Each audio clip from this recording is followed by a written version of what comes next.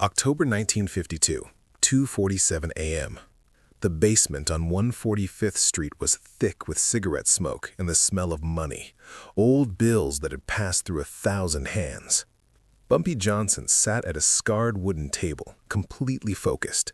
His hands moved with the precision of a bank teller, sorting cash into neat stacks. Around him, 5 men stood in silence. His inner circle, his lieutenants. Each one watching the boss count what most people would never see in a lifetime. On the table, $127,000 in cash, 1 week's take from the numbers racket. Illinois Gordon, Bumpy's top lieutenant, finished adding the final column in his ledger and looked up. He hesitated, like he couldn't quite believe the number he was about to say. Then he spoke, his voice cutting through the silence. "Boss, this week's take is $127,000. Bumpy didn't react, didn't smile, didn't celebrate. He just nodded once, made a notation in his own ledger with handwriting that was still rough around the edges, self-taught in prison, never fully smooth, and did something that would have shocked any legitimate businessman. He started calculating profit-sharing percentages in his head. No calculator, no accountant, no adding machine, just mental math that would make a Harvard MBA jealous. Illinois continued, and now there was something like awe in his voice. "Boss, that's 17,000 more than last week, 23,000 more than Dutch Schultz ever pulled in his best week." He paused. "And Schultz had 50 men running his operation. You're doing it with 5. That's when Bumpy did something nobody expected. He looked up from his ledger, looked each man in the eye, and said 6 words that changed everything. "Because we think better, not bigger." What nobody in that room fully understood, what history wouldn't appreciate for decades, was what those 6 words actually meant. Because Bumpy Johnson had 0 business education. He never finished high school. He'd learned to read in Sing Sing prison at age 23, teaching himself with a dictionary and stubborn determination. He'd never taken a business course, never studied economics, never had formal training in accounting, management, or finance. But by 1952, Bumpy had built the most efficient criminal enterprise in New York City. Better cash flow management than most banks, more loyal employees than companies offering pensions, higher profit margins than legitimate businesses. And he did it all in his head. No MBA, no business degree, just pure genius that couldn't be taught in any classroom. Before we get into how he built this empire, you need to understand the impossible odds he overcame. You need to understand what made his approach revolutionary, and you need to understand why his self-taught business strategies wouldn't appear in Harvard Business School for another 30 years. Because while white mobsters like Dutch Schultz and Luciano had teams of accountants, lawyers, and business managers, Bumpy operated with brilliance and a notebook. While the Italian Mafia needed armies of enforcers to maintain control, Bumpy used psychology, economics, and strategy. While educated criminals followed established practices, Bumpy invented new ones.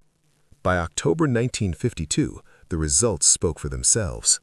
Bumpy controlled 200-plus number spots across Harlem.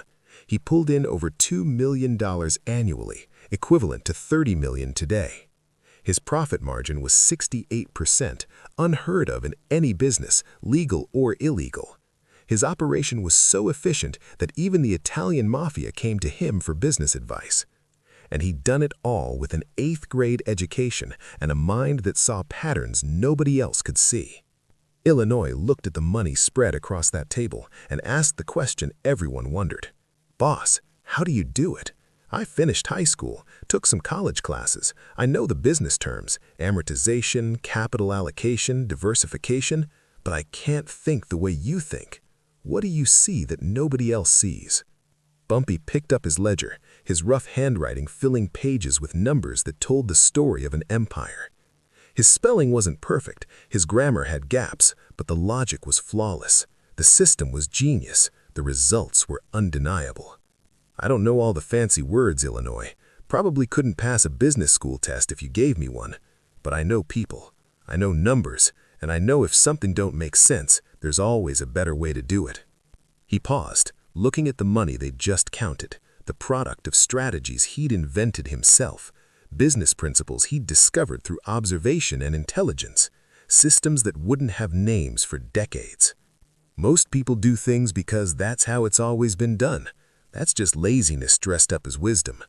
I do things because that's how they should be done. Big difference.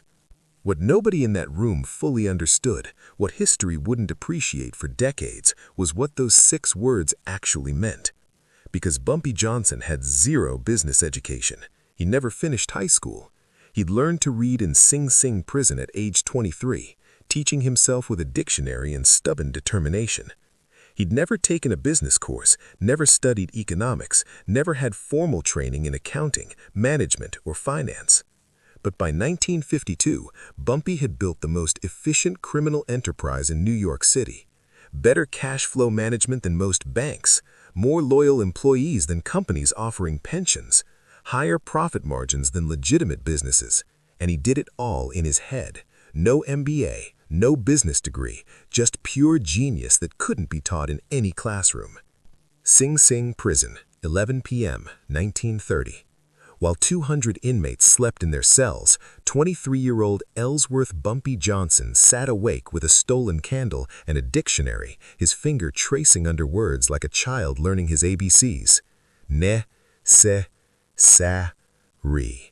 He sounded it out slowly, syllable by syllable, his lips moving with each sound. His handwriting was rough, his spelling worse, but his determination was absolute.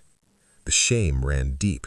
He dropped out in 8th grade, not because he was stupid, but because Harlem schools didn't waste resources for poor black kids. By 15, he could barely read street signs. By 20, when they arrested him for armed robbery, he couldn't even read his own indictment. The lawyer had to read it to him like he was a child. An older inmate named Solomon found him struggling one night. "Why you bothering, young blood? You ain't never going to college. You'll be out doing the same thing that got you in here." Bumpy looked up, candle wax dripping onto the dictionary. Don't need college, just need to understand how things work. And so began the real education. Bumpy read everything. Newspapers other inmates discarded, books, technical manuals, anything with words. But mostly he read about business.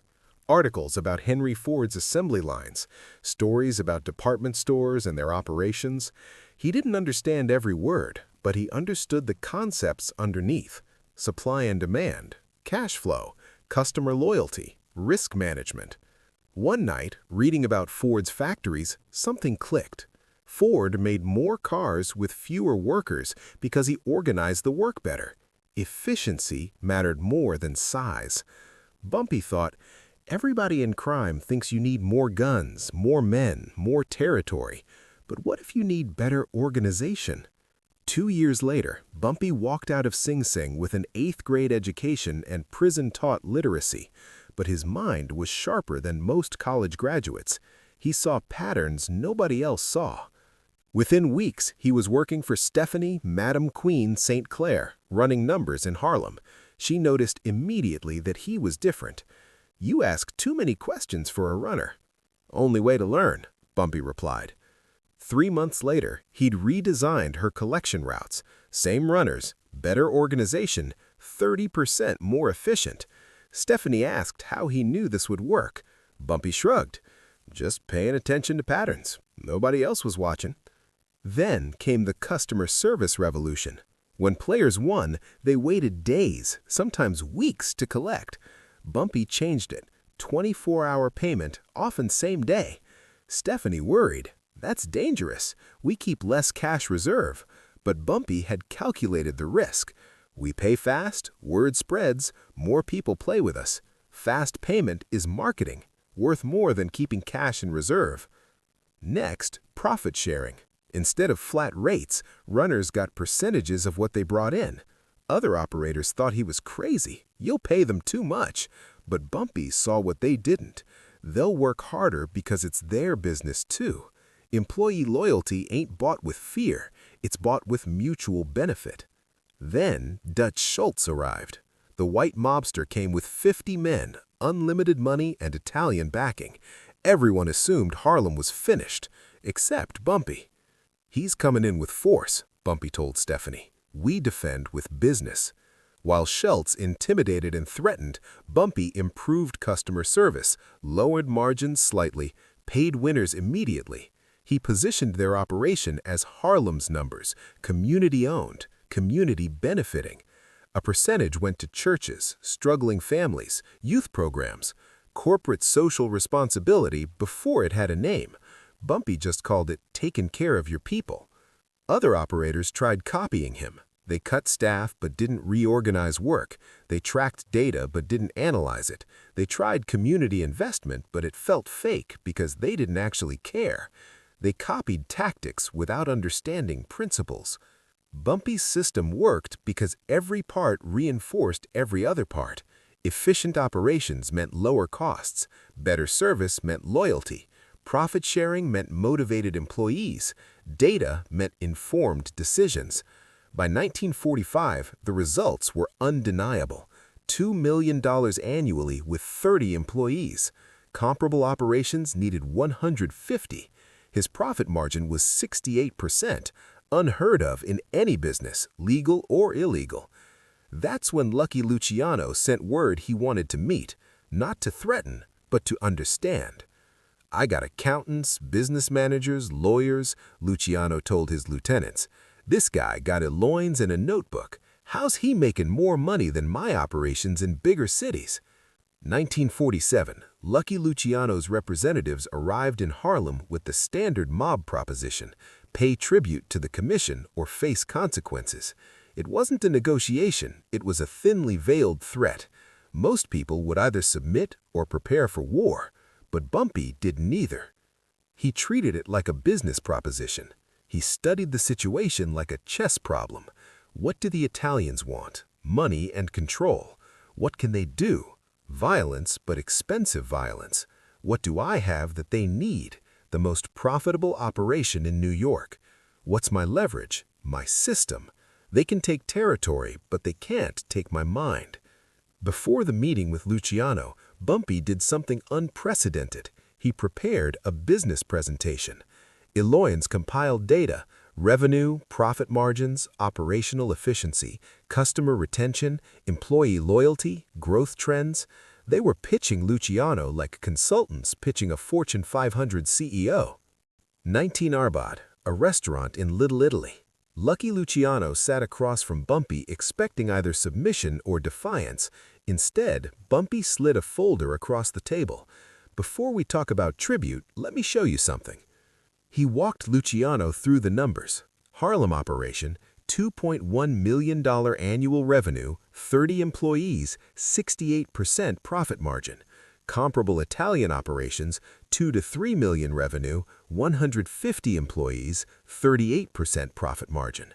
Bumpy's operation made nearly double the profit per dollar invested. Luciano wasn't stupid. He saw immediately what Bumpy was doing. "You're not just running numbers, you're running a business. A damn good business." Bumpy's proposal was elegant. "I'll pay 15% to the commission. That's more than I'd make fighting you, less than you'd get if you took over and destroyed the operation's efficiency. But more than that, I'll teach your operators my system, improve your operations in other cities. We both make more money." The calculation was obvious. Luciano could take Harlem by force and get maybe 40% of current revenue, or partner, get 15% of a growing operation, plus knowledge that improves his other operations. Luciano extended his hand. "You're smarter than most of my guys with college degrees. You should have been running a bank." Bumpy smiled. "Banks are legal numbers games. I just run the illegal version. Same principles, different rules." Over the next few years, Italian operations started copying Bumpy's strategies. By 1950, Bumpy Johnson, a black man with an 8th-grade education, was informally consulting for the Italian Mafia. They didn't advertise it, but privately, Luciano's lieutenants asked Bumpy for business advice. Still, insecurity lingered. When mobsters used terms like amortization or capital allocation, Bumpy knew the concepts but not the vocabulary. Illinois noticed his discomfort. "Boss, those fancy words just describe what you've been doing for 10 years. You invented it. They just named it." Bumpy shook his head. "Names matter, Illinois. Your results matter more. You got the most successful operation in the city. Names don't change that. October 29th, 1952, 2:47 a.m. Back to the basement on 145th Street. $127,000 in cash on the table. But now we understand what this moment represents.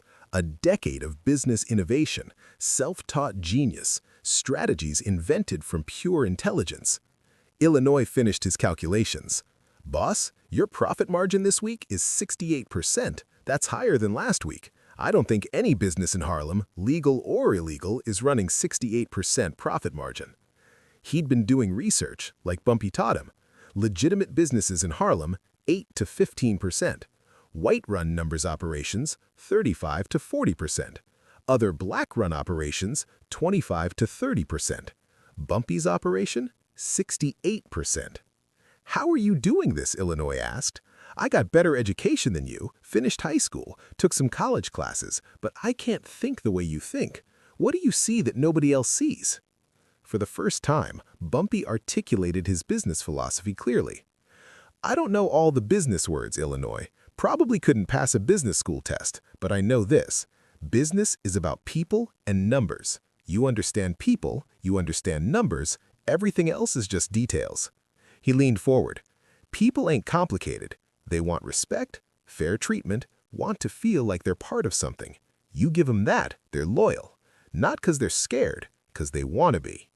Numbers don't lie, don't have emotions, don't play favorites. You watch the numbers, they tell you everything.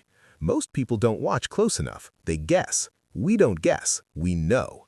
Every dollar wasted is a dollar you don't got. Most operations fat and lazy. We stay lean. Lean means you can move fast, survive problems that kill fat operations. We ain't selling to customers, we building relationships with people. You treat someone right once, they come back forever. Treat them wrong once, they're gone forever. I don't follow how things supposed to be done. I figure out how they should be done. Most people do things because that's how it's always been done. That's laziness. Illinois stared at him. Boss, you just described a complete business philosophy. That's what they teach in business schools, except with fancier words. You invented this yourself, with no training. Bumpy saw it clearly for the first time. Not natural talent, but a system he'd built through observation, practice, intelligence, and relentless improvement. You know what's funny? Bumpy picked up his ledger, handwriting still rough, spelling imperfect, but logic flawless. I spent years feeling bad about not finishing school, thinking I was less than guys with degrees. But I wasn't less, I was different. They learned what other people taught them. I learned what the world taught me, and the world's a better teacher than most classrooms. He tapped the ledger. This is my degree, my proof, not from a university, from reality. And reality don't grade on a curve. A young runner named Raymond spoke from the corner. Mr. Johnson, could you teach me to think like you? Bumpy smiled. Can't teach you to think like me, but I can teach you to think for yourself. That's better. 1955, 3 years after the counting room scene. Bumpy was in his late 40s now, and younger operators kept coming to him for advice. Some had high school diplomas, some college, formal business exposure, but they still came to Bumpy. Intelligence beat education every time. Frank Lucas arrived one day asking to learn, not just how to run numbers, but how to think about business the way Bumpy thought. Bumpy's first question was a test. Why do people bet numbers? Frank gave the obvious answer, to win money. Bumpy shook his head. Wrong. That's what they say, but that ain't why. They bet for the dream, the hope, the possibility, the entertainment. Winning is bonus, the bet itself is the product. You understand the difference? He walked Frank through his operations structure. See how we organized? Every role serves multiple functions, no wasted positions. Every dollar we spend, we get $3 value back. Most operations spend 3 to get 1. That's why they fail and we succeed. Then the ledgers, years of data in rough handwriting. See these patterns? Numbers that hit more, days with higher volume, different neighborhoods, different betting patterns. This ain't guessing, this is knowing. We know what's happening before it happens. Frank asked where he'd learned this, what school taught him this. School don't teach this, business, said Bumpy. School teaches you what other people learned, but business changes faster than schools can teach. You want to be ahead? You got to learn from reality, not classrooms. He leaned forward. Don't accept how things are done. Ask why they're done that way. Then ask if there's a better way. Most people never ask, they just copy. Copying is lazy. Thinking is work. But thinking is what separates successful from struggling. During this period, Bumpy developed a friendship with Malcolm X. Malcolm was educated, articulate, sophisticated, but he recognized Bumpy's intelligence immediately. "You're the smartest businessman in Harlem," said Malcolm. "I'm being generous." "No, I'm being accurate. Intelligence isn't about education, it's about how you process information and solve problems. You're a genius at that." They represented different paths, Malcolm through education and religion, Bumpy through self-taught business genius, both representing black excellence achieved through different methods. Still, when Malcolm used terms like economic empowerment or capital accumulation, Bumpy felt his lack of vocabulary. Illinois noticed him. "Boss, you created economic empowerment in Harlem before Malcolm had words for it. You don't need his vocabulary, you got the reality." Malcolm told Bumpy something profound. "You know what separates you from most educated people? They know what they were taught. You know what you discovered. Discovery is more valuable than instruction because it means you can keep discovering. They're limited by their education. You're only limited by your intelligence, and your intelligence has no limits." Frank suggested Bumpy write a book. Bumpy laughed. "Who's going to buy a business book from a criminal with an 8th-grade education?" Illinois countered. "Your rough handwriting built a multi-million-dollar empire. Maybe stop apologizing for what you don't have and start celebrating what you do have." Late 1950s, word spread quietly through Harlem that Bumpy Johnson wasn't just a numbers operator. He was a business genius. Legitimate business owners started approaching him for advice. He was reluctant at first, but eventually agreed to help a few. A struggling barbershop owner came asking. Bumpy visited anonymously, observed for a week, then delivered his assessment. "You're organized wrong. Your best barber is doing the same work as your worst. That's inefficient. Pay your best barber more, give him premium customers, charge more for his cuts, specialize." 3 months later, the barbershop's revenue increased 40%. "How'd you know that would work?" the owner asked. Bumpy shrugged. "Same principle I use. Put your best resources where they make the most money. Simple." A restaurant owner approached next, losing money despite constant customers.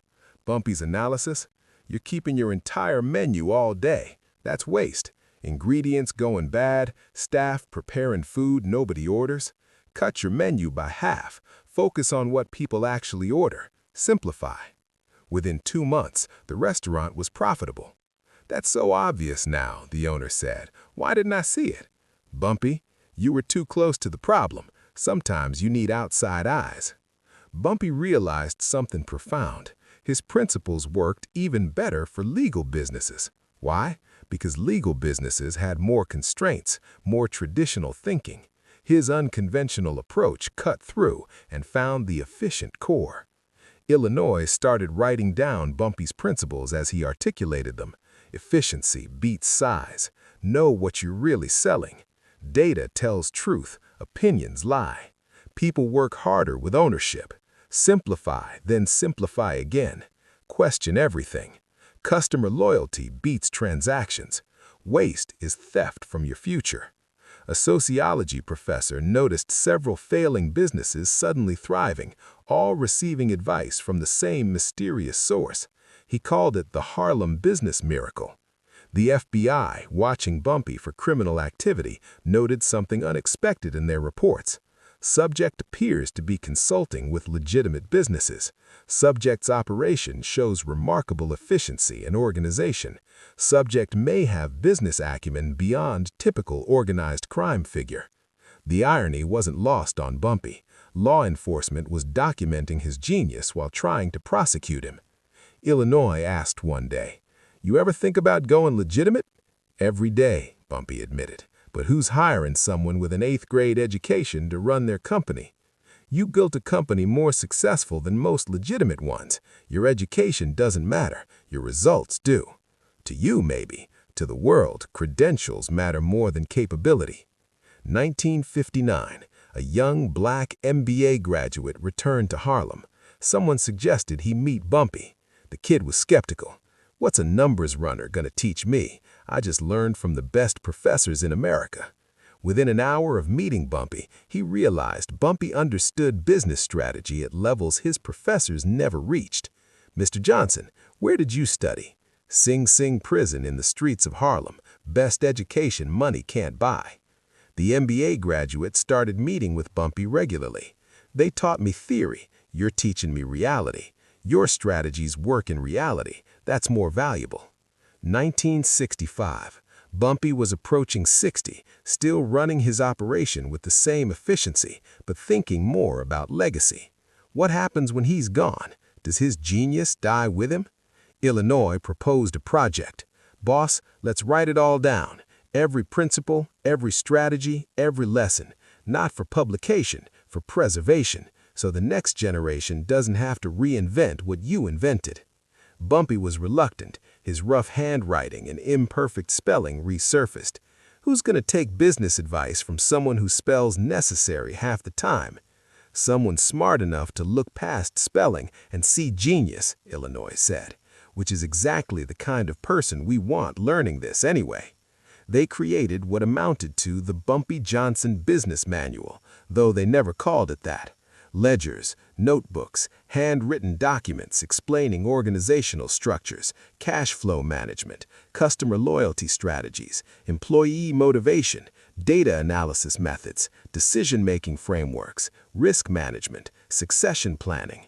As Bumpy articulated his strategies in writing, he realized something. He'd created a comprehensive business system, not random tactics, but an integrated approach where every piece supported every other piece.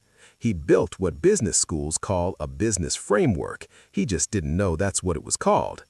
Illinois, curious how Bumpy's strategies compared to formal education, borrowed business textbooks from the library. He was shocked. Bumpy had invented strategies that were just now appearing in cutting-edge business theory. Peter Drucker writing about management deficiency in the 1960s, Bumpy practiced it in 1938. Customer relationship marketing emerging, Bumpy built his empire on it in 1940. Data-driven decision-making gaining traction, Bumpy required it from day one. Employee engagement becoming focus, Bumpy used profit sharing for 25 years. Illinois showed Bumpy these books. "Boss, this professor at Harvard is teaching what you invented 20 years ago.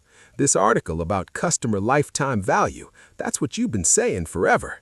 Bumpy felt pride that his strategies were validated, frustration that he never got credit, realization that his lack of formal education actually gave him an advantage. He wasn't constrained by traditional thinking, so he could invent better approaches. "Does it bother you," Illinois asked, "that professors are becoming famous teaching what you invented and nobody knows you thought of it first?" Bumpy considered.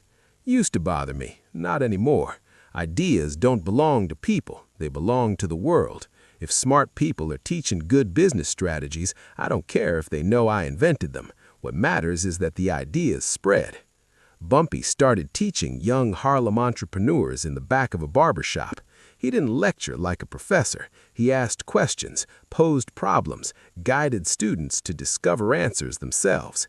"Don't just learn what I tell you, learn how to figure things out. That's the real education, not answers, but the ability to find answers." Shortly before his death, Bumpy had a final conversation with Illinois about legacy.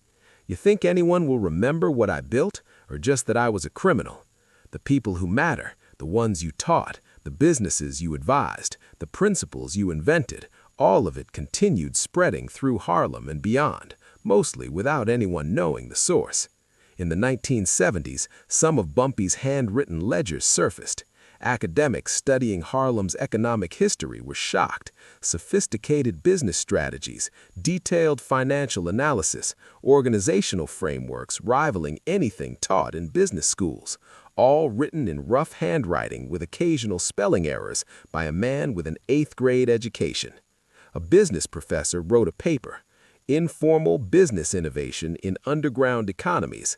Though he didn't name Bumpy directly, he documented strategies from Harlem's numbers racket, demonstrating remarkable business sophistication and innovations that preceded formal business theory by decades. How did Bumpy do it? Through observation without bias, pattern recognition, first principles thinking, iterative improvement, systems thinking, practical application, and relentless self-education. Why did it work despite no formal training? Because he had no conventional constraints. He wasn't limited by how things are supposed to be done. He had raw problem-solving ability that schools don't teach. He learned from actual results, not theoretical models. Necessity was his teacher. Figure it out or fail. What made his approach superior? His knowledge came from doing, not reading about doing. He adjusted to reality rather than forcing reality to fit theory. He found the shortest path to goals, not the prescribed path. He invented solutions rather than copying existing ones. The broader lessons echo across decades. Intelligence and education are completely different things. Schools teach knowledge. Life teaches wisdom. The ability to think clearly is more valuable than the ability to remember facts. Genius often comes from seeing what's always been there but nobody noticed. Today, MBA programs teach strategies Bumpy invented in the 1930s and 1940s. Lean operations, customer lifetime value, data-driven decisions, employee engagement, all Bumpy's innovations. Modern, disruptive entrepreneurs succeed by ignoring traditional business education the way Bumpy did. His story challenges credentialism, proves that intelligence doesn't equal education, shows that practical knowledge can exceed theoretical knowledge, demonstrates that formal education isn't the only path to expertise. The final verdict is profound. Bumpy Johnson proved that intelligence isn't distributed according to education, race, class, or opportunity. It emerges from the human mind's inherent capacity to observe, analyze, connect, and solve. He built a $50 million empire using strategies that wouldn't appear in Harvard Business School for decades, not because he was specially gifted, but because he wasn't constrained by formal business education. His lack of schooling was his greatest asset. While educated businessmen followed established practices, Bumpy questioned everything. While MBAs applied theories learned in class, Bumpy tested hypotheses in reality. Bumpy Johnson died with an obituary that called him a Harlem numbers operator. Nothing about his genius. But his intellectual legacy lives on in every business practicing lean operations, customer lifetime value, employee profit sharing, and data-driven decisions. He proved something every institution built on credentialism fears, that genius is inherent, not taught, that intelligence matters more than education, and that sometimes the best education is no formal education at all. In boardrooms at Harvard, professors teach strategies pioneered by a man who barely finished 8th grade.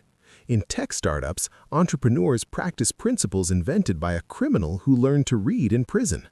Bumpy Johnson proved that the greatest limitation isn't lack of education, it's lack of permission to think differently. He gave himself that permission, and that made all the difference.